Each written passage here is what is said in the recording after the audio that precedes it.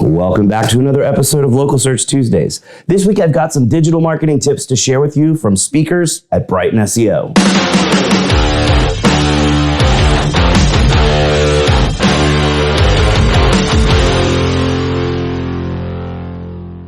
If you've been watching for a while, you know I love to share tip compilations from the bigger conferences I attend. If this is your first time seeing this, I basically grab speakers, experts, and friends at conferences and have them share a quick tip, and then I compile all the tips into a single video. Once again, we have a video packed with awesome quick tips. Check it out.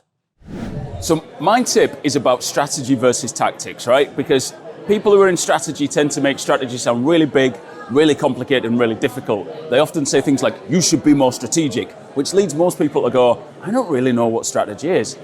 Dead simple. Strategy is where you're going, tactics is how you're going to get there. So strategy is all about direction. Which direction are we going to take? And then it comes to tactics, and that's how you're actually going to get there. One is not more important than the other. You need strategy because if you don't know where you're going, you don't know when you've actually got to your destination. But if all you have is strategy, you never go anywhere. You're just like, oh, we want to go over there. But you never get there. Strategy and tactics, both equally as important. Strategy where you're going, tactics how you're going to get there. Thank you. One of the things that I shared in my talk yesterday was the benefits of diversity. So when you activate multiple facets of diversity, such as age, gender, even geography, your business can make a better decision 87% of the time, which means more money in the bank for you. There's no reason not to do it. My big SEO tip from Brighton would be to not forget about the value of featured snippets for brand awareness and building authority and all of the benefits of being in position 0. Featured snippets, don't forget they exist. So, a really simple SEO tip. Find your traffic generating pages where most people are coming to your website and link them to your money making pages. Find your high conversion rate pages, send everyone there.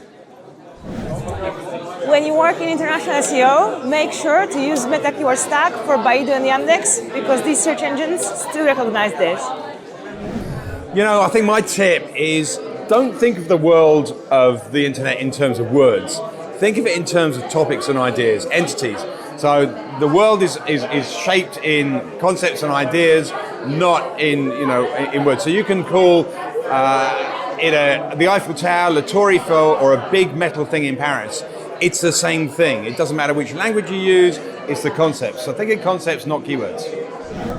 So when you're doing offsite SEO, when you're guest posting, when you're appearing on a podcast, when you're appearing on a YouTube video like this one, for instance, make sure that you think about your biographical entity. So make sure that your biography has lots of good entities and good specific entities within your bio so that they can tie it back to who you are, what team you work for, what you do, and make sure that you back that up with things that are on your site. So if you appear on a podcast, make sure you've got a good biography that talks about what you do and all of that sort of stuff so that Google can connect it to the information that's on your website, and make sure you have a good biography on your website that has all of that information backed up by schema and good on-page SEO and all of that stuff so that you can amplify your message and your presence.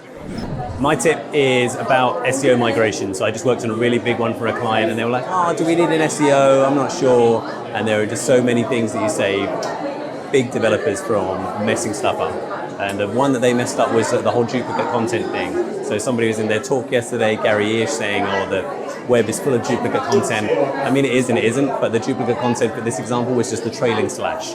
So all the URLs were the same because they migrated them all over really nicely. Good job, developers. They decided to remove the trailing slash because they thought it looked ugly. Those are not the same URLs as far as Google is concerned. All of those were there, they're going to be creating hundreds and hundreds of redirects.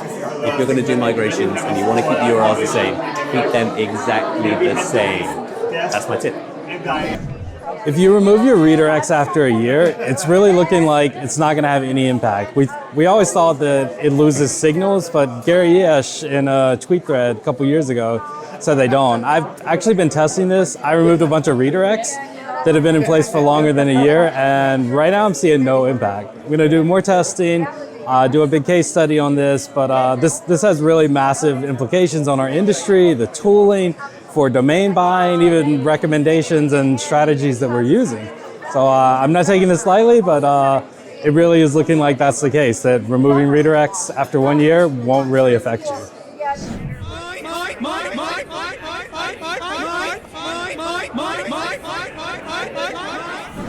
So something that we've been doing at Studio Hawk lately with clients is taking a look at their content, just because we've been looking more closely at Google's helpful content system, which I think is more important than most people realize. So actually taking a look at the content on your site collectively as a whole. And if you find that you've got a lot of content that's just not helpful, not adding value, doesn't serve a purpose, it's worth looking at that, seeing can it be updated, should it be removed entirely, or if you might want to keep it for whatever reason. But definitely take a look at your site, make sure every page has a purpose so that you don't run into any issues in terms of Google deeming helpful pages unhelpful because the majority of your site contains unhelpful content.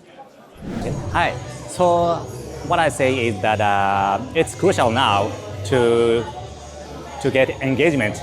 So keep users engaged and don't make them lose focus. So what is the most important now is user engagement.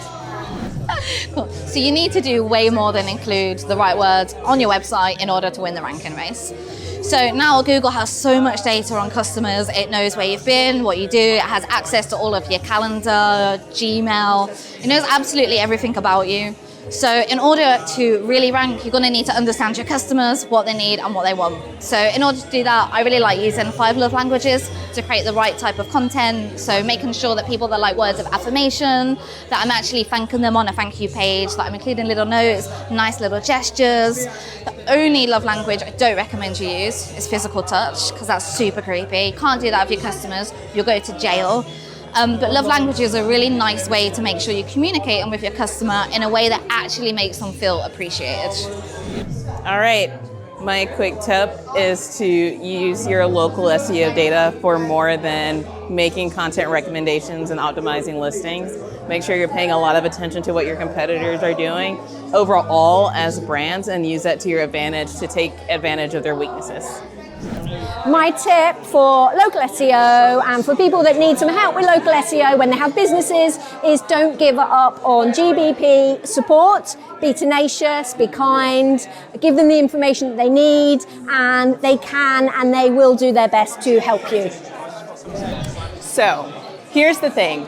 We are done poo-pooing Broadmatch. Broadmatch is a hero, and here's why. Audiences are now baked into Broadmatch, and Broadmatch gives us access to cheaper phrase and exact match.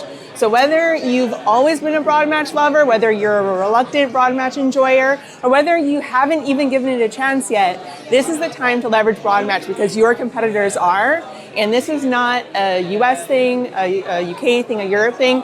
Everyone's using Broadmatch, so get on the Broadmatch train and get cheaper auction prices and audiences you wouldn't get otherwise. Okay, so my tip is when you're using a Lighthouse report, you can go into the network blocking tab and you can block scripts that are causing the page too long to load. So you can actually simulate what it would be like if you removed that script to speed your site up.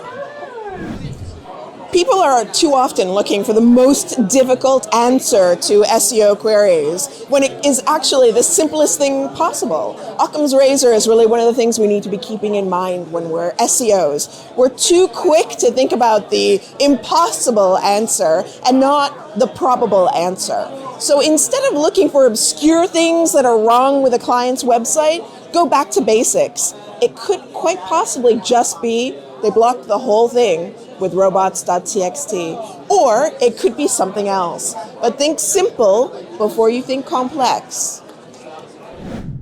Pretty kick-ass tips, right? That's all the time we've got left for this week's episode, so you know what that means. Put your hand on the screen right here.